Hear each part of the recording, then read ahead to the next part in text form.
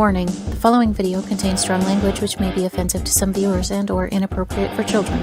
Content within this video is intended for mature audiences only. Southern Fried Paranormal with Len Dorman featuring Bones. Catch us on Spotify, iHeart, iTunes, Spreaker, Facebook, Stream, and everywhere else you catch your podcasts. And of course, WLFD-DB.com. Now, from the backwoods of southeast Arkansas, right beside the Bayou Bartholomew, the longest bayou on the planet, broadcasting from downtown metropolitan Cane Creek Township, here is your host, Len Dorman.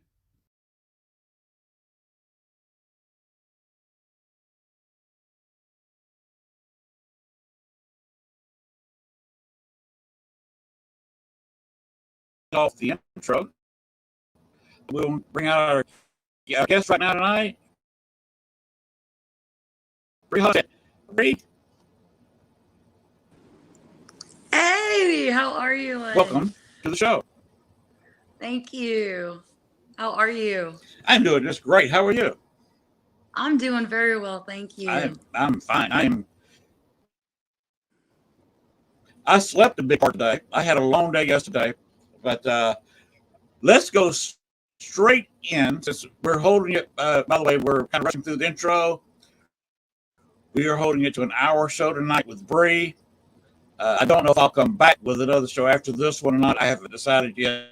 I'll come out of the next 30 or 40 minutes. But Brie, you've been on several paranormal investigations, and you told me you were in the middle of one now.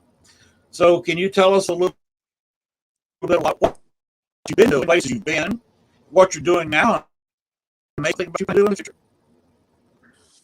Let's see. Right now, I'm in the middle of my longest paranormal road trip that I've taken to date. It actually started last Friday, and I probably won't get back to Ohio until Monday or Tuesday of next week. So this is the longest one, and I'm doing it solo. So stopping along the way at different historically haunted locations, going on investigations, meeting up with some friends. Yesterday was actually an off day for me. I went to a friend's house and was able to unplug and just get a breath for a little bit, but planning for my trip ahead. So I actually did a collab with a great friend of mine today, Sam. She's on YouTube with Sam's Pretty Paranormal, and we went to the Madison Dry Goods store in Madison, North Carolina, and covered the Charlie Lawson family murder suicide, and the building that was used for the funeral parlor and the morgue that the family was taken to, and how it's like historically important to the city, and then the hauntings that have been reported afterwards. So that was really cool to get to do today with her. Cool.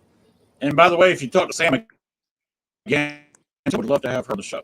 She seems to be a very nice person from what I've seen. Oh, she's amazing. And I think I know she asked if she could watch on YouTube. We were texting before we started. And so she was looking to see if she could watch it live. So you can go ahead and say she's probably watching right now. Actually, she is. She has posted twice in the YouTube chat room, which I've got right here. She says, "Jay and hey, Brie." Yep, that's the Sam's Pretty Paranormal. That's who I was with today. So she's amazing. She's an absolute sweetheart. And now she's posted to you. I see you.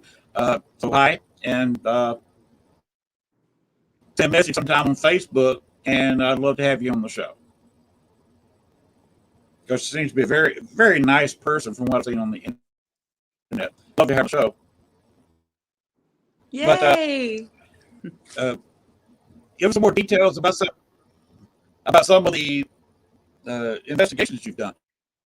And you're actually investigating right now by yourself. Well, right now I'm where I'm going to be staying for the night. This past weekend on Friday, I went on an investigation that was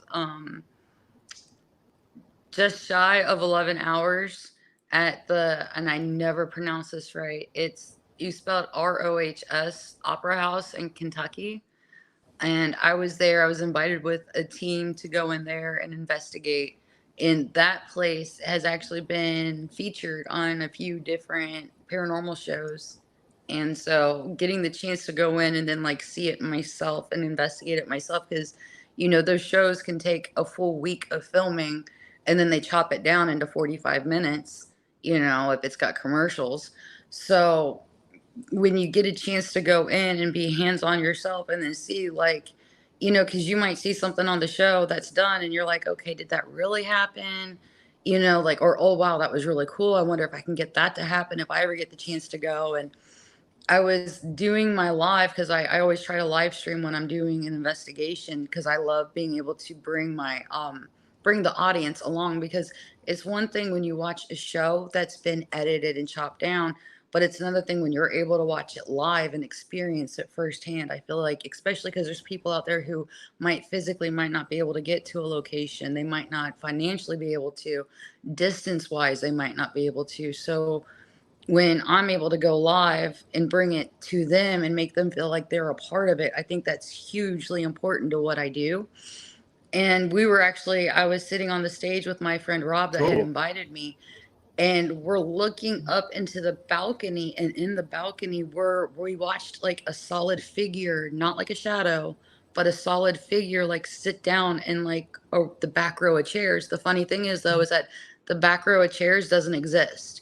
It's just the framework for the chairs. There's no actual seats left, but we're watching somebody sit down and like they're watching a show. And then the very top of the balcony, it used to be a segregated theater, and the segregated part is actually still there. And we're watching what looked like a child peek around the corner in the segregated area, watching as well.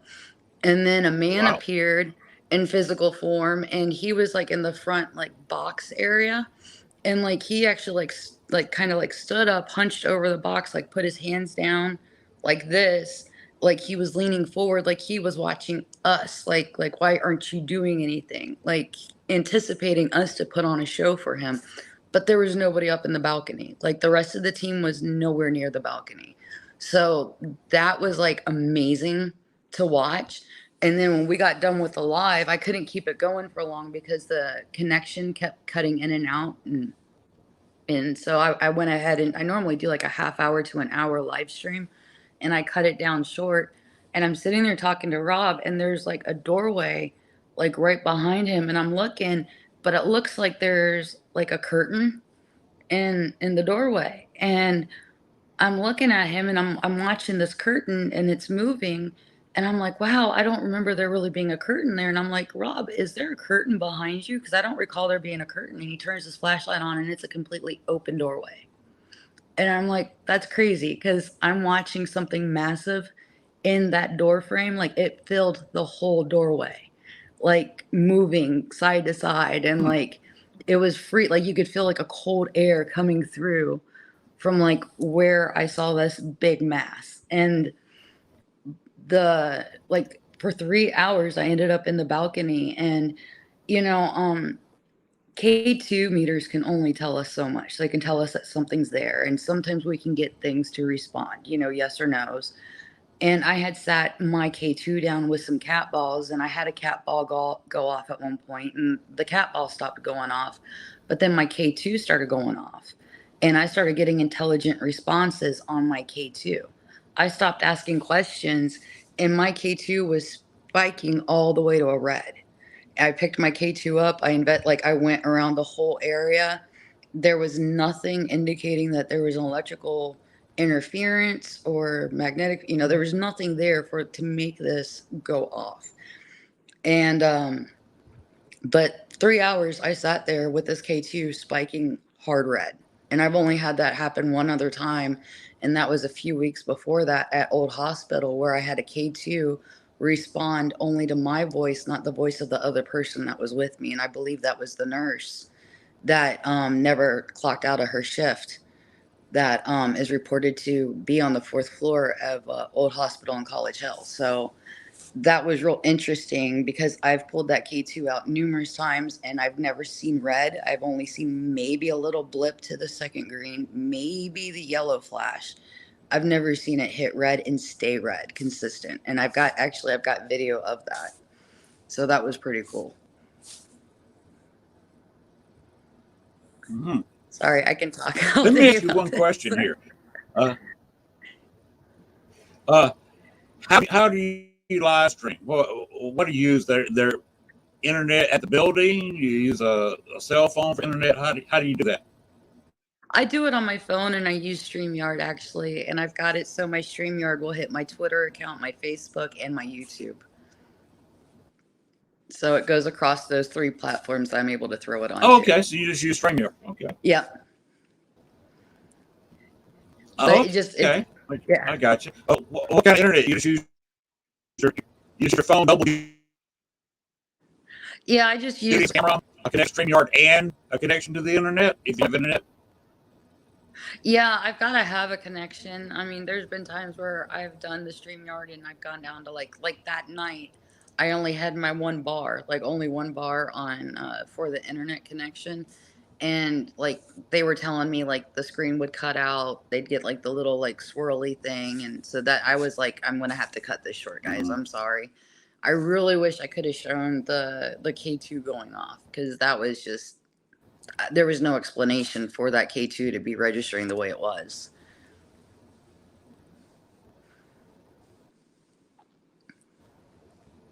Okay. What else have you? Uh,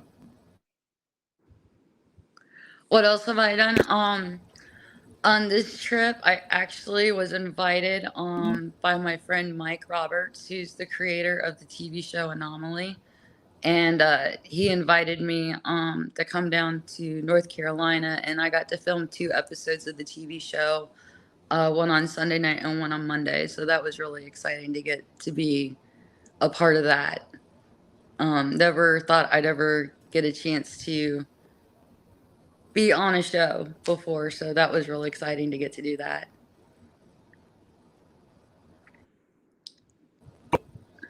we have a question. If you can see it. Yeah, I see it. Do I think it puts me Okay, at a current road greater trip. How risk? much does it affect you while investigating?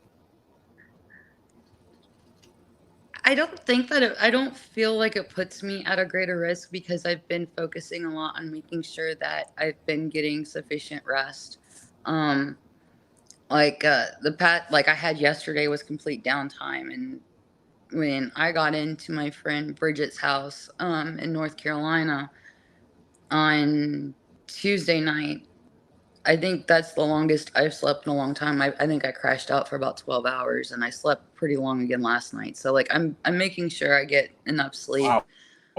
It's just there's a lot of time behind the wheel, which can be exhausting mentally, exhausting. It can be Yes. physically exhausting too, especially like if you're having, if it's raining and you're having to sit up over the steering wheel or it's foggy. But except for my first night driving, I've actually had pretty decent weather. So when I drove, um, when I was driving, because Saturday I stopped at the Mothman Festival that was going on at Point Pleasant, which was freaking phenomenal and amazing to get to see that and be a part of that. That was a really fun live that I got to do and share with everybody. Um, I didn't maybe get like a half hour, 45 minutes out of Point Pleasant, and I'm driving through the mountains and it's foggy and it's a torrential downpour and it's dark, so that was kind of like draining, when you're driving through that type of, environment, you're just kind of like, ugh. Mm-hmm. Um, but I would say that I don't feel like it affects my judgment. Um, this is something that I've been doing for the past 2 months, so my body's adjusted to it. It's kind of like when you get a new work schedule and say you got to get up at 4 o'clock in the morning, versus getting up at 8 o'clock. You adjust to that sleep schedule. You adjust to when you have to wake up. You might not like waking up at 4 in the morning, but you adjust to waking up at 4 just as much as because you're not waking up at 4, you got to go to bed earlier. Your body, at that certain time, you start feeling like, okay, I need to start going to bed. With doing this, it's like my body's been adjusting to it. So I haven't noticed that it has put me at any sort of risk. If anything, I think it's making me more aware, like my senses more aware. Because when you're driving, especially if you're driving through bad weather, you're driving in the dark, you got to be more hyper aware, more hypersensitive to your surroundings. So I feel like it's, if anything, it's kind of like sharpening my senses in a way.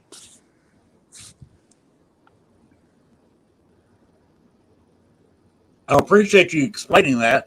I understand it and do that myself. But I appreciate you explaining your point of view. So thank you for that. Oh, not a problem. I know a lot of people say I over explain stuff, but I'd rather over explain so that way people have a better, because I could sit here and be like, oh, I adjusted to it, it's not a big deal, but that's not, I don't feel like that's going to fully answer a question, especially if somebody happens to be watching your show that has no clue what I do. They have no understanding of the road trips that I take. They have no understanding of, investigating and what can go into investigating. They're not going to understand. So I'd rather over explain for the person who might not have that understanding than give a blanket statement.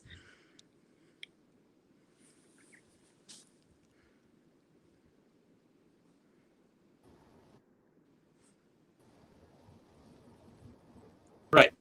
Sure. And I appreciate that because it's a talk show. Well, I'm supposed to talk, right? And after it is doing its usual blinky thing. Exactly. That's, I appreciate you explaining stuff. And MGS Paranormal also agreed that's a great answer. So thank you for that. Oh, thank you. So a lot of people don't investigate by themselves, but you sound like I am because if you look on the YouTube channel, it says CR Paranormal, CRS, which stands for Southeast Arkansas. That's a CR. Everything is part of Arkansas. CR college, CR radio station. But I'm a paranormal society of one. Like an unmanned doing an investigation by yourself. You apparently don't have any troubles with that. Is there ever a second thought about going into a haunted place by yourself? No. I will gladly go into a location. I mean, I will say that there's been times where I've been like, I don't feel, like there's been times where there's been like one location in specific where I was supposed to go live from it. And because I didn't know, I have to be careful with locations. Like when I'm going, like if I'm just doing like a highlight location, I have to make sure that I get permission to be on the property. If it's not a public location, I have to make sure, there's so many I's you got to dot. There's so many T's you got to cross. So, I mean, I will say that they're honestly like, is there a place I won't go? I'll go anywhere, but I might not always go live from the location because there's certain things I have to make sure that I'm doing that's respectful to the property owner, that's respectful to the location, that's respectful to the people involved, especially if family is still alive. There was a location that I did go to and I didn't know the ownership of the property. So that made me real iffy and I didn't feel 100% comfortable, especially because of the history of the location and what was tied into it. And I was like, it did not feel right. Like I kept trying to like figure out how to go live and how to present it. And I couldn't figure it out. And I was just like, due to the integrity of the situation, especially if it deals with children, and if I'm not able to, I don't feel like I can present it in a somber way, a respectful way, I won't touch it. I out of respect, I won't touch it. Or if I feel like I'm under spiritual, for lack of a better term, spiritual attack. I was at a location where I felt like I was being attacked and I was like, okay, I can't do this. Like I have to look out for my safety as well. As much as I want to make things live for the people that want to see it, they want to know. if it's leaving me open where I could come under attack, I've got to walk away for my own safety. There's got to be that line that you got to make sure you adhere to. But going in and investigating by myself, I don't have an issue with doing. I think that, there's been a point where I was live one time. I remember I was at a location and I had walked out of a room because there was a light on in the hallway that I had left on. Because when I do my isolations, I always try to do them in the dark. And like I'll leave like my little pin light flashlight on that I'll swing around the room so the audience can see. And like but the way the light was coming in from like the hallway and like shining on the door, I couldn't tell if my eyes were like matrixing, for lack, I can't remember the name of the word, but like I couldn't tell if it was like shadow play or if there was a real shadow peeking its head in. And I was like, I'm gonna turn this light off just so I can rule this out, just to see if it still happens. And I walked out in the hallway, I turned the light off, and I could hear boots walking up behind me. Well, there's nobody else downstairs with me where I was at. So that was kind of like disconcerting. And then like I get close to the room I'm supposed to be in the metal chair I was just sitting in, I heard it slide in the room. And I was like, okay. And I really had a strong feeling like I shouldn't go in Wow. there. And then I could hear the boots getting closer behind me. And my friend Darren was watching, and I hear the way I'm holding the camera, I just read his comment, watch your back. And I'm like, what is he seeing that I don't see? Because I'm looking in a different direction than where my camera's focused, And I won't lie, I ended up with my back against a wall because I was like, I don't know what he might be seeing, what could be coming up behind me. Um, and you could hear the boots, you could hear the heavy footsteps, and I'm showing with a flashlight. There's nobody there. There's nobody. There's no reason for this sound. I can hear the chair moving again in the room, and I'm like, this is really cool, but I just had that feeling like I needed to just stay put for a second. And if there's one piece of advice I can give anybody when you're doing an investigation, whether you're alone or with somebody else, trust your gut instinct. Your body is going to be your best piece of equipment that you can have. It's not the REM pod. It's not your K2. It's not going to be your cat balls. If you get that gut feeling of I need to stay where I'm at and not move, or I need to leave a situation, trust your gut. Your body, your senses, that's going to be your best piece of equipment that you can have. Your body's going to pick up on things quicker. The hair in your arms are going to stand up. You might feel faint. You might feel nauseous. You might feel like, okay, something's not right here, or wow, this is really cool. Trust your instincts. So when I'm investigating by myself, I love investigating by myself. I think it's a great way to push yourself, to test yourself, to see what your limits are. And I think that as humans, we tend to unfortunately hold on to fear. We live in a generation where everything offends us and upsets us, and we're fearful. Why let fear control us? Why let that happen? And in a way, I'm hoping that me doing my solo investigations, my isolations, whichever term you want to use, I'm hoping that I can help people overcome their fears. Am I necessarily fearful? No, I'm probably too fearless. I can go and deal with spirits all day. Go put me in a haunted location all day, every day. I'd rather do that than deal with people that are alive and breathing half the time. So, um, I mean, it's kind of like one of those like weird questions to answer because being by myself in an investigation doesn't faze me. I might cuss at something, or I might, try to like debunk it. I think that's a huge thing too, is like, cause like I'll hear a noise and I'll be like, where'd this come from? I'm always trying to debunk. So, but I enjoy it. I love it. I think it's helped me grow a lot in a lot of different ways personally, not just as an investigator. Did you see the comment on the screen from Jason Wilkerson? Oh yeah. When I was at Post Town. Yeah, Jason was with me actually when I was at Post Town the first time. Um Post Town is amazing. If anybody ever gets the chance to go to Post Town Elementary School in Middletown, Ohio, you've got to go. that place is alive. And Post Town is where I learned a lot about my abilities and what I can do, and pushing myself. Post Town is, I actually did a live there when I did an investigation like 4 weeks after I went with Jason. Um, and when I did the live, I was actually in what was called the mean teacher room. And that room was just, it came alive for me. Like, you could hear the lockers popping, you could hear knocking on the metal radiator, you could hear the call button getting pushed, and like static, what sounded like static coming from the speaker. And mind you, these are disconnected, there's no electricity running to them, they should not be making any noise.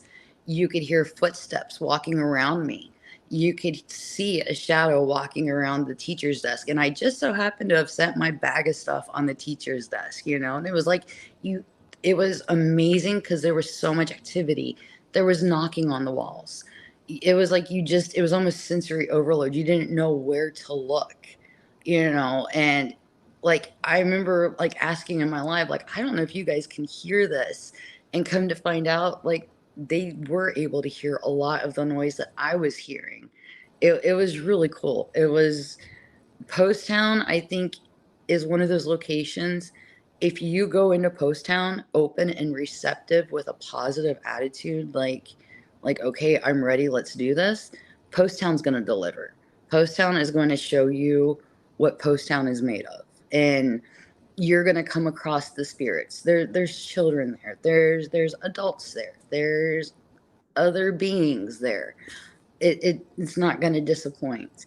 So yeah, that one is probably one of, I mean, I've got so many favorites for so many different reasons. But Post Town will always hold a special place in my heart because I learned so much about me at that one. And then the Ed Gein while we're one on the was really subject cool of too. Post Town, who do people, if they want to go to that elementary school, who do they need to contact? They would need to contact Daryl. I can't remember Daryl's last name. He's actually on my friends list on Facebook, but Daryl and his wife are I can see her face. Jason is actually friends with Daryl. He would probably be able to give the information. I don't know if Jason can throw up how to. Yep, there we go. Thank you, Jason. There. Yep. How Daryl's about the too. Ed I love Daryl. Gein house? Who would they contact? Okay. So Daryl's a good contact for the elementary school. What about Ed Gein? Well, Ed Gein is the serial killer from Wisconsin. He's listed a serial killer, but he's not a serial killer. I got the opportunity when I was in Wisconsin in August.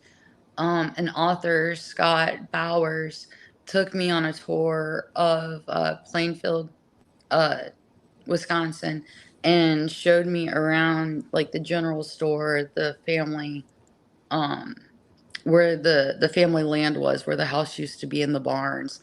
Ed Gein, what he did is he started off digging up dead women after his mom died, and was making suits out of their, I don't know if you ever heard about him or not, but like would make suits out of their skin, and Yes. he would wear them. Yeah, it's bad. And like, he did kill two women, was only convicted of killing one. And I believe it starts with a B. I want to say Bernice. She was the one in the hardware store he shot with the 22. And then there was Mary Hogan, and she was the one that worked at the bar. This is where being tired kicks in. Yeah, so he killed her as well. And it was just recently revealed where, because Mary Hogan didn't have a burial plot, and it was just recently revealed actually, like, where she is buried along with the other women, in a mass grave there in a local cemetery. And so Scott actually, he walked Okay. me around and he gave me exclusive rights to go live from the gravesite and talk about Mary Hogan and the other victims of Ed Gein. So that was actually really cool. And he actually just had a TV show come out, and I know he's working on a YouTube series right now. And I believe Scott has a third book in the works too. So he's somebody to definitely look into. I know he's going to be at his first Paracon at the haunted Rock Island YMCA on October 7th. He's amazing. Scott is extremely knowledgeable. And if there's anything Ed Gein related that you want to know, Scott's the man to talk to. He's on point. And I can't thank him enough for giving me the access that he gave me and allowing me to go live and do that video. Oh, so you mentioned the Rock Island Paranormal? Yeah, the haunted Rock Island YMCA Paracon. That's going to be October 7th. Scott's going to be there, the author I just mentioned. And I'll actually be there as well with a table talk representing my paranormal road trips. Oh, you will be? Yep, I'll be there. Okay, let's hold it right there. Let me run a video. Okay? Okay.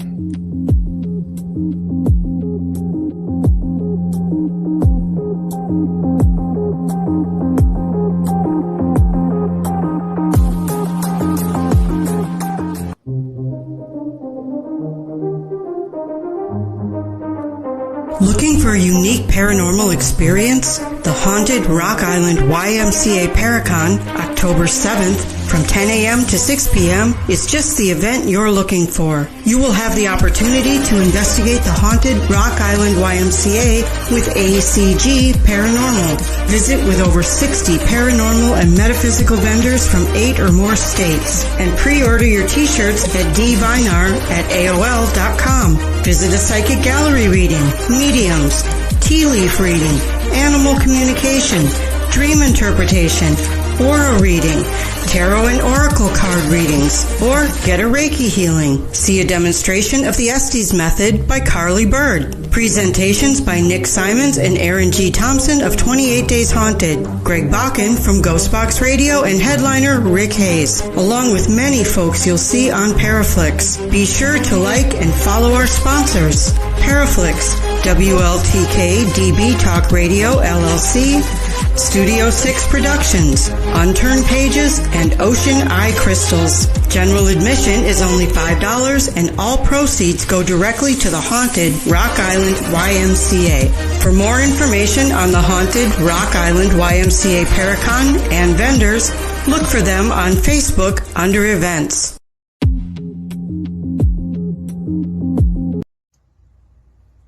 Hi, my name is Dale Kaczmarek, President of the Ghost Research Society. Just a very short video here to remind everybody of our upcoming second annual Midwest Spirit Fest to be held Sunday, October 8th, 2023 at the Thornton Distillery in Thornton, Illinois. There'll be speakers, vendors, psychic readings, and paranormal investigations of a haunted underground artesian well. If you're interested, please contact me at dale@ghostresearch.org through my Facebook page or my website. Thank you.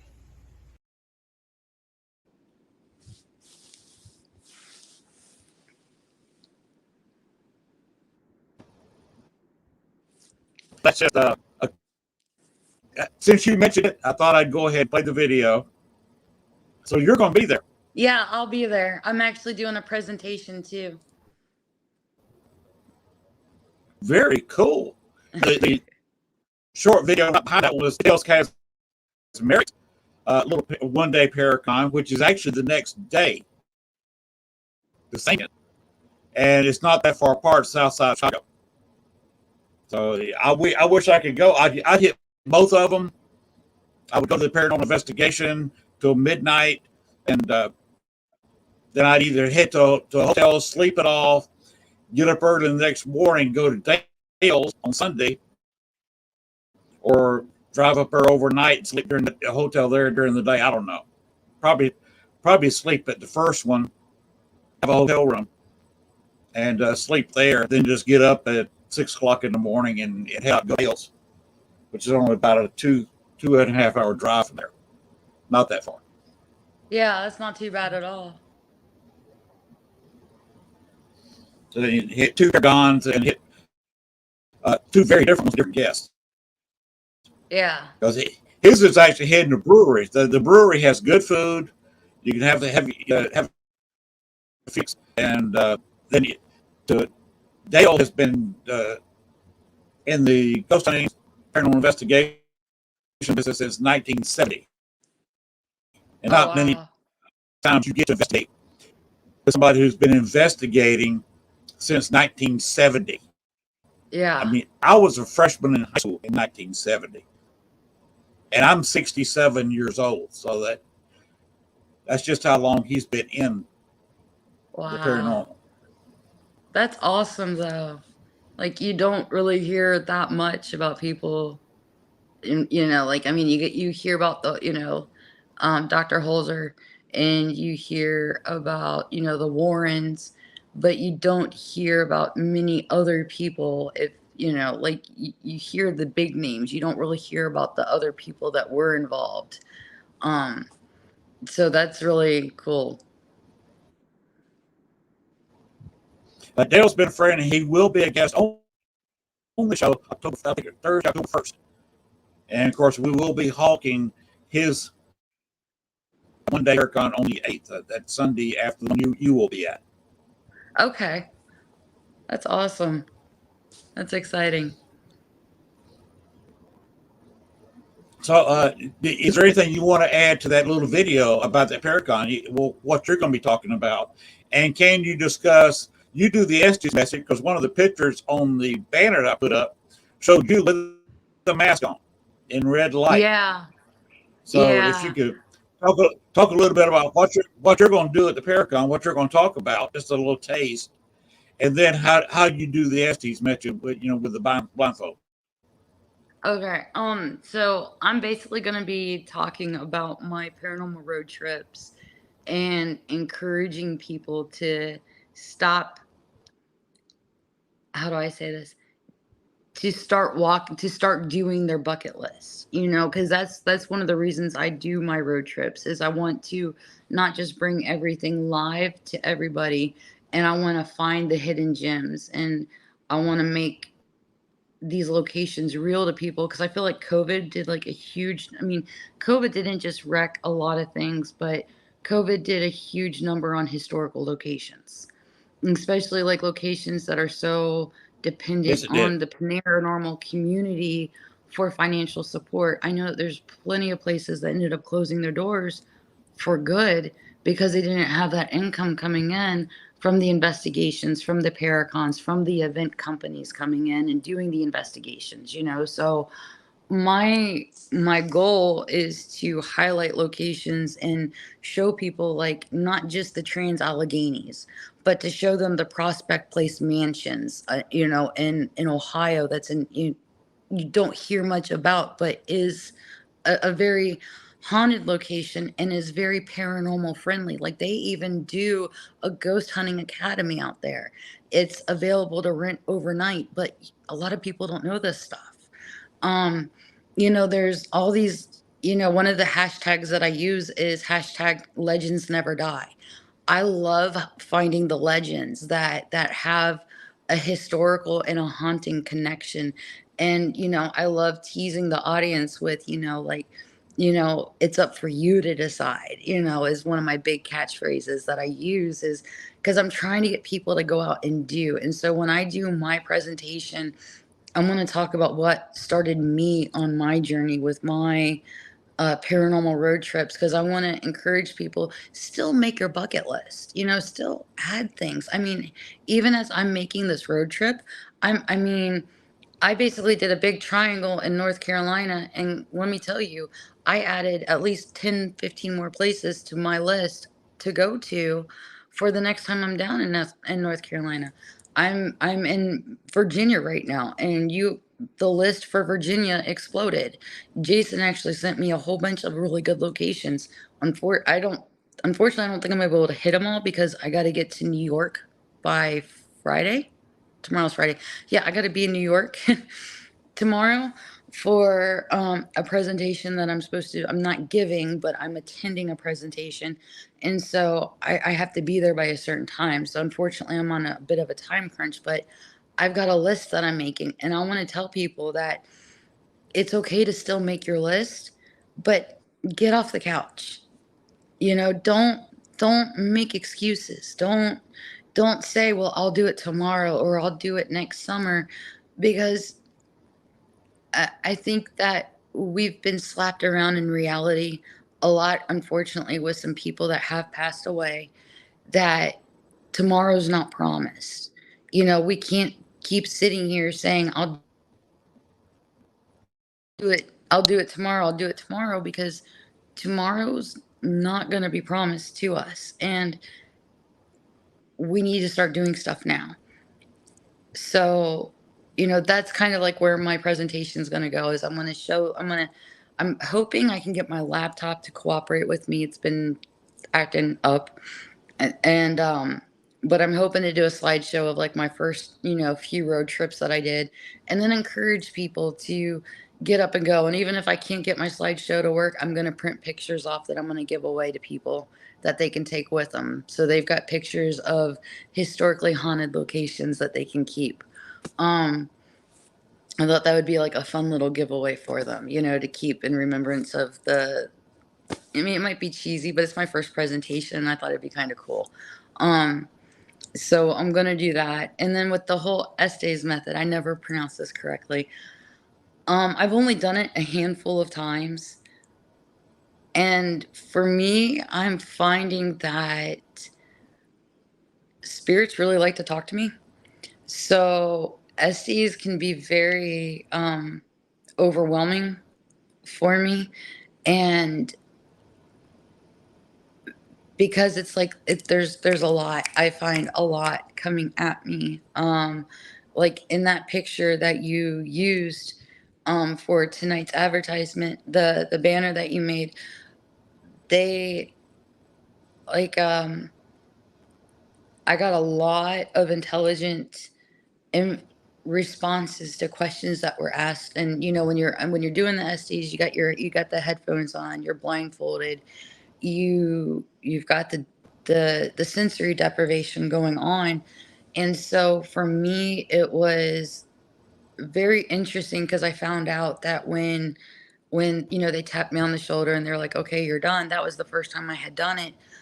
Where we were at was Old Franklin County Jail, and information was given that they hadn't revealed to us as a group. There was a riot there at the jail, and a inmate at one point he jumped off the third floor onto the window grate across the way, thinking that he was going to be able to somehow escape through a window that had bars on it. I don't understand the reasoning or the thought process there.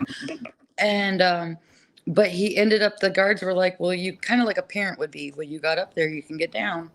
And so he ended up falling, broke his arm. I think he later died. I can't remember. But like things were said, like I think I said riot, stabbed, fire, because they actually lit a fire, um jumped, broken, like all these words came out, and they were like, oh my gosh, you have no clue, we didn't tell you guys all this. But like everything that I came out of. So I like the STs. I think that you can get information that you might not get otherwise. But I think that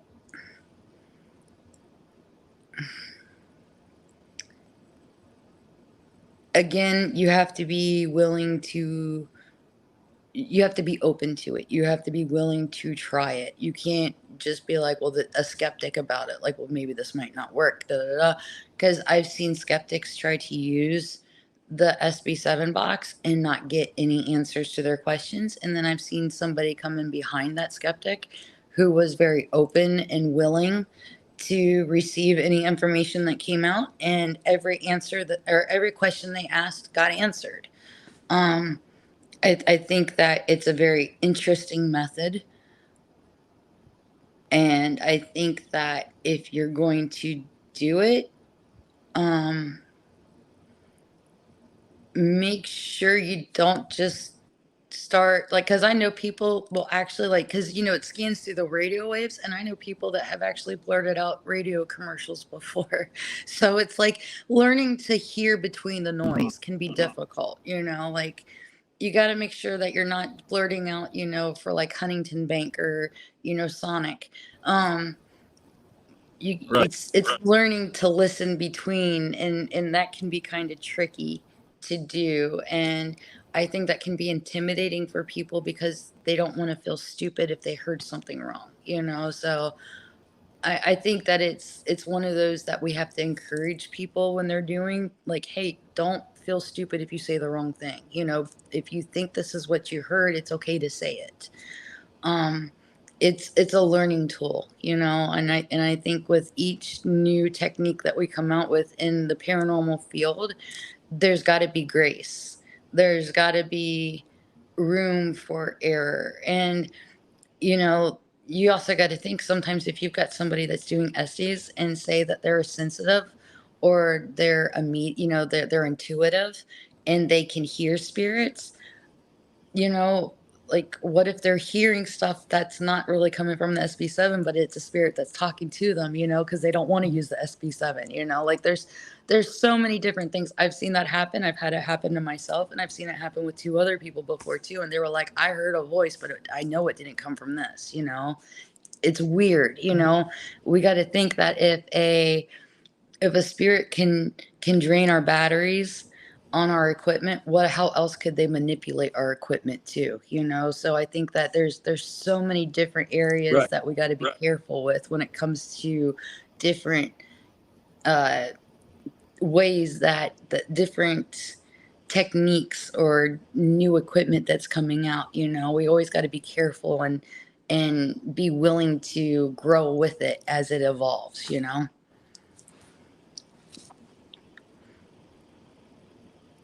I agree.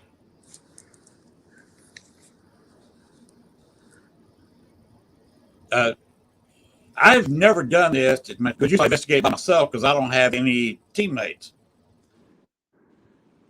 But I have, just closed my eyes, and especially a quiet place, which is basically the same thing. Yeah. I get more responses with Echo Box than I do with Spirit Box, even though I do use Spirit Box at most investigations, because as you say, some spirits don't like to communicate over the Spirit Box 7. Yeah. Dale, who you saw in the video earlier, he likes to use the Spirit Box 11. But I've seen, using Echo Box, I've seen some that walk over either one of the Spirit Boxes, but they're talk over Echo Box. And people knock it, but I well, just a quick story from me. I was in Baxter's Grove Cemetery, if you've ever heard of that, south of Chicago, one of the more haunted cemeteries in the U.S. And a group of younger people, I mean, early 20s,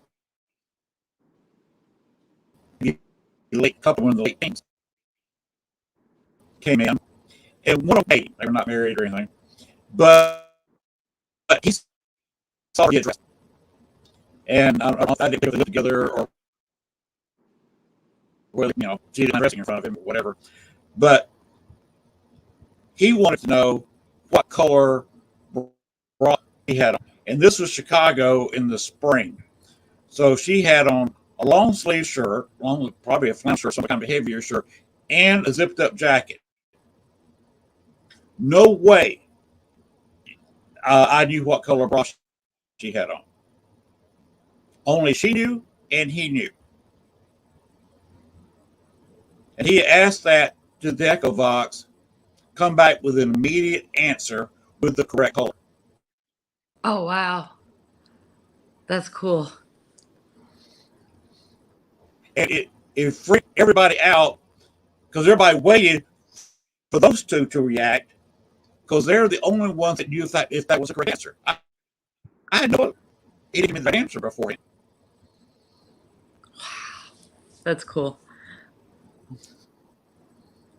So that, it's getting a voiceover of Spirit Box 7. It's always amazing when you get an answer like that. Yeah. When you get an intelligent response and it's quick and it's clear and concise, it's for me, it's exciting. It's almost like, okay, what can we ask next? Like, and it's not like I'm looking at it as like a circus trick or I'm trying to make them jump through hoops, but it's like, okay, if they can talk, if they're talking now, what else can we find out? Can we find out a name? Can we find out family ties? Can we find out what happened? You know, like, are they still here because they've got a message that they want to give and nobody's given them a chance to talk? You know, so I'm not trying to like. I actually had somebody ask me. They were like, you know, you kind of go about this like you want them to do tricks. No, I don't want tricks. I'm looking at it as I've been in situations where I've actually have had spirits come through it in the group with whatever we were doing or even with what I've done, and it was almost as if they were waiting for somebody to listen to them to hear their story, so maybe they could move on or they could be at peace, and instead of being maybe an asshole spirit they could be a nice spirit now, you know, however you want to look at it. So it's Right. not that I want anybody to jump through hoops, but I want to encourage, like, okay, you're talking, let's see if we can keep the talking going, because if you got something that you want somebody to hear and you want somebody to know, you got a safe place. You know, I'm here for you. You know, kind of just like I would be like, if you, Lynn, if you needed a friend and you need somebody to talk to, I'm going to give you a safe place to talk. I feel we need to give that to the spirits too. You know, we need to let them know, like, Right. hey, we're not just trying to get you to, how many people are here? How long have you been dead? You know, the same generic questions, you know, like, how many times does a Mm-hmm. ghost have to tell you what year they died in? You know, like, why not, you know, what is your name? You know, is there something that you need to say?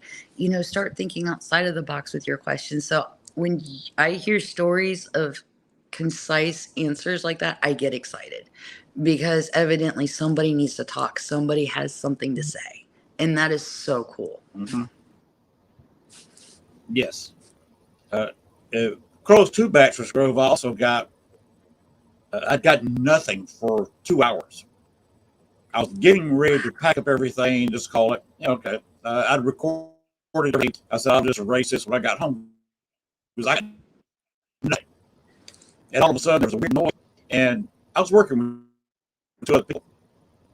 So we were all getting ready to leave. And a voice came, a male voice came on. She's wearing a blonde hat. Female voice came on and said, What? She's wearing a blonde hat. And then both of them were laughing. And they're gone. Never got anything else. I was getting a house, a foundation of a house that was lived in around maybe just after the Revolution, before anybody was living in there, maybe right after the War of 1812 and that early 1800s when people were living there. And back then, there was no such thing. The English language is big. That's a more modern term, because all men wore powdered wigs at the time, or some of the women would wear a big fancy beehive wig or something. They called them Right. hats. So he said she's blonde hat. He was talking about the woman I was with. She was always showed up in a long blonde wig, Oh, and she was wearing that. And I told her that. She said, "They were laughing at my wig." I said, "Sorry, that's the way it is." that's awesome. The whole sentence, like, it was just absolutely amazing. And that's what you're talking about. We're down to about 4 minutes.